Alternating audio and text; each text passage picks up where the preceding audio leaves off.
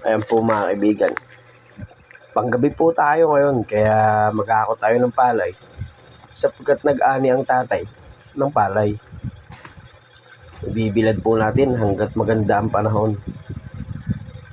Isa-isa ko lang po hinakot dyan ang bawat sako ng palay. Ayan po. Kasama ko po dyan ang aking mahal na asawa.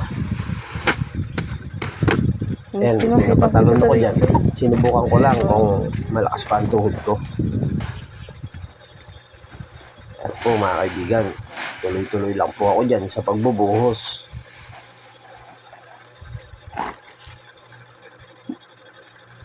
Isa-isa ko na pong binuksan yan mga kaibigan.